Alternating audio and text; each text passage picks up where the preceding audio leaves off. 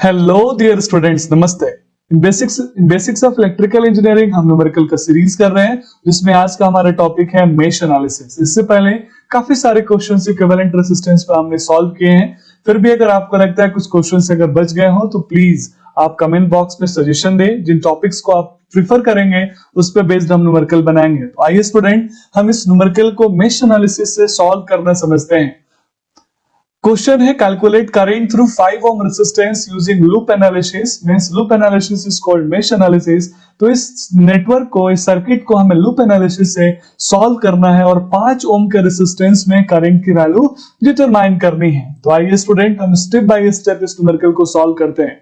Solution में step number first है find number of meshes in the given circuit. यानी सबसे पहले आपको इस सर्किट में कितने मेश हैं वो आपको डिटरमाइन करना है। तो स्टूडेंट यहाँ 3 मेश हैं, हम क्लियरली देख पा रहे हैं। मेश एक क्लोज सर्किट होता है जिसके अंदर कोई दूसरा क्लोज सर्किट नहीं होता।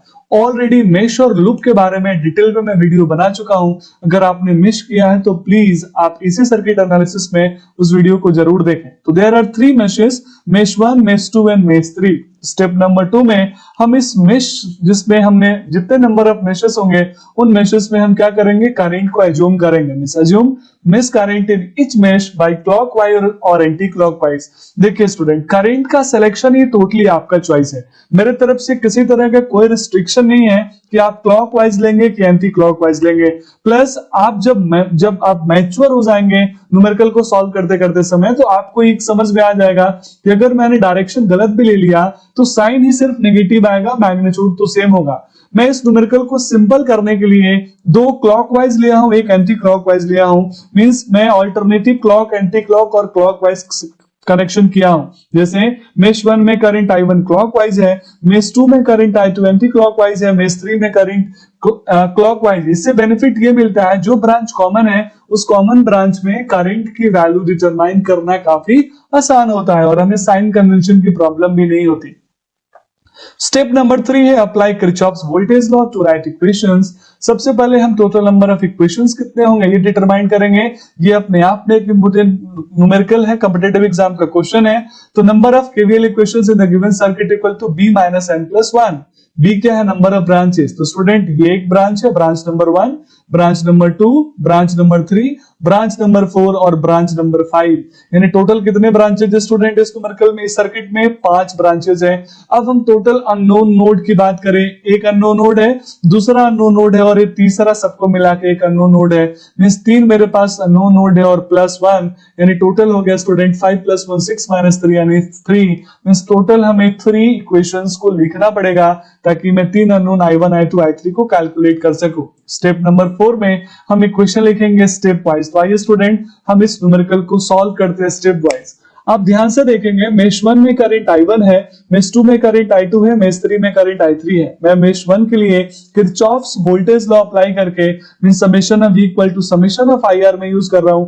आप चाहें तो summation of V equal to 0 भी यूज कर सकते हैं, लेकिन ये काफी आसान है। मैं यह स्पेशल ट्रिक आपको बताऊंगा जिससे आपको साइन कन्वेंशन की कभी प्रॉब्लम नहीं होगी। तो summation of V equal to summation of IR use करके मैं इक्वेशन लिखने जा रहा हूं। आपको ध्यान क्या रखना है, मेश करंट हमेशा अपने क्लोज सर्किट में फ्लो होता है, वो किसी और ब्रांच में या किसी और मेश में सर्कुलेट नहीं होता, डिवाइड नहीं होता।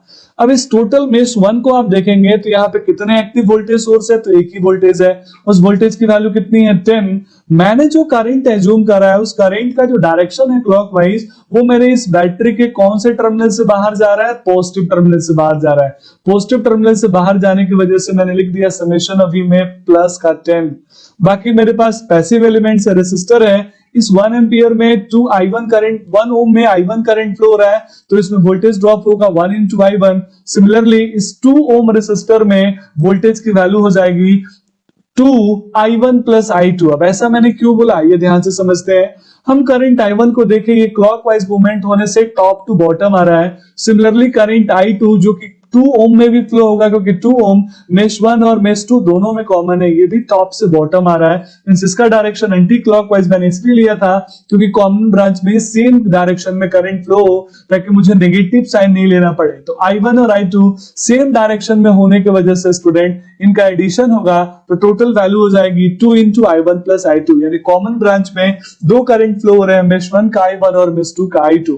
तो इस इक्वेशन को रिजॉल्व करूं 2i1 प्लस i1 यानी 3i1 और 2i2 इक्वल टू 10, इस इक्वेशन को रिजॉल्व करके मैंने लिख दिया। सिमिलरली स्टूडेंट मेष 2 में अब हम किरचॉफ्स वोल्टेज लॉ यूज करने जा रहे हैं, summation of equal to summation of IR। आप ध्यान से देखिए मेष 2 में हम वही लॉजिक यूज करेंगे जो मेष 1 में यूज किए थे।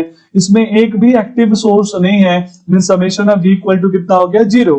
अब हम वोल्टेज ड्रॉप की बात कर ले। इस 2 ओम के रेसिस्टर में सिर्फ i2 करंट फ्लो हो रहा है, तो 2 इंटू i2। मैं फिर से बोल रहा हूं summation of equal to summation of IR use करने से ये बेनिफिट मिलता है कि हमें रेसिस्टर का साइन कन्वेंशन यानी रेसिस्टर में होने वाले वोल्टेज ड्रॉप का साइन कन्वेंशन नहीं करना पड़ता। तो 2 इंटू i2। सिमिलरली इस 2 ओम के रेसिस्टर में दो करंट फ्लो होगा, i1 और i2 दोनों का सेम डायरेक्शन है, तो 2 इंटू i2 प्लस i1।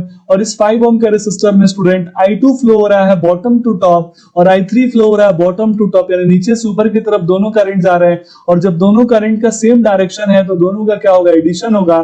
तो 5 इंटू i2 प्लस i3, इस तरीके से इस इक्वेशन को रिजॉल्व करके हमने लिख दिया 2i1 plus 9i2 plus 5i3 equal to 0। तो ये मेष 2 का इक्वेशन हमने लिख लिया। अब सिमिलरली मेष 3 में हम किरचॉफ वोल्टेज लॉ लगाएंगे, summation of equal to summation of IR। अब ध्यान से देखिए इस मेष 3 में एक वोल्टेज सोर्स है और मैंने जो करंट एज्यूम करा है i2 i3, इस i3 के डायरेक्शन के अकॉर्डिंग ये बैटरी के नेगेटिव टर्मिनल से बाहर निकल रहा है, तो मैंने लिख दिया समेशन ऑफ में माइनस का 20। अब IR में मैं कोई साइन कन्वेंशन नहीं लूंगा। 2 में i3 करंट फ्लो होगा तो 2i3, 5 में i2 और i3 दोनों फ्लो हो रहा है तो 5i3 प्लस i2। इस तरीके से इस इक्वेशन को रिजॉल्व करके मैंने लिख दिया 5i2 plus 7i3 equal to minus 20। अब नेक्स्ट स्टेप में हम इन तीनों इक्वेशंस को सॉल्व करेंगे। आप चाहे तो अब सिंपल मेथड से सॉल्व कर सकते हैं, कैलकुलेटर भी आप अभी यूज कर सकते हैं, जैसे आपको लगे वैसे सॉल्व करिए। i1 i2 i3 की वैल्यू हम तीनों को सॉल्व करके डिटरमाइन कर लेंगे। मैंने सॉल्व कर लिया। सॉल्व करने के बाद i1 की वैल्यू आ गई 2.093, i2 की वैल्यू हो गई 1.860 और i3 की वैल्यू हो गई माइनस का 4.186 एम्पियर। मैं फिर से बोल रहा हूं, माइनस का मतलब होता है मैंने जो डायरेक्शन एज्यूम किया है वो कैसा है, टोटल अपोजिट है एक्चुअल के। यानी यहाँ करंट i3 जो माइनस आया है इसका मतलब ये है ये क्लॉकवाइज फ्लो हो रहा था, लेकिन ये एंटी क्लॉकवाइज फ्लो हो रहा था, लेकिन मैंने कैसे मान लिया, इसको क्लॉकवाइज मान लिया। तो आइए स्टूडेंट अब हम गिवन क्वेश्चन की बात करते हैं। गिवन क्वेश्चन में मुझे बोला है 5 ओम के रेसिस्टर में फ्लोइंग करंट की वैल्यू डिटरमाइन करना है। तो 5 ओम के रेसिस्टर में दो करंट फ्लो हो रहा है, i2 और i3। i2 टॉप से बॉटम है, i3 भी टॉप से बॉटम है, दोनों का डायरेक्शन सेम है, तो दोनों का एडिशन होगा, यानी i into 5 ohm equal to दोनों का सम होगा। i2 की वैल्यू कितनी है 1.860 और i3 की वैल्यू है माइनस का 4.1860। दोनों का मैंने सम किया, अलजेब्रिक सम में माइनस में वैल्यू आई माइनस का 2.326 एम्पियर।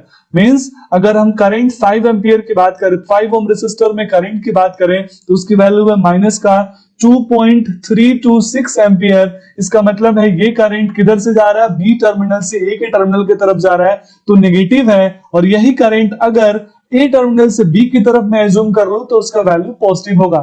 तो मैं फिर से बोल रहा हूं, डायरेक्शन चेंज होने की वजह से साइन नेगेटिव आता है और डायरेक्शन सेम हो तो साइन पॉजिटिव आता है। तो आप साइन कन्वेंशन को लेके प्लीज कभी भी कंफ्यूज मत होइएगा। और अगर कभी भी आपका नेगेटिव साइन आता है तो आप साइन कन्वेंशन आप जरूर बताएं कि आपका डायरेक्शन ऑफ करंट क्लॉकवाइज है कि एंटी क्लॉकवाइज है या फिर ए टू बी या बी टू ए है। तो that's all about this numerical. Hope ये न्यूमेरिकल आपको समझ में आया होगा, और अगर आपको समझ में आया तो प्लीज आप कमेंट बॉक्स में अपना सजेशन दें।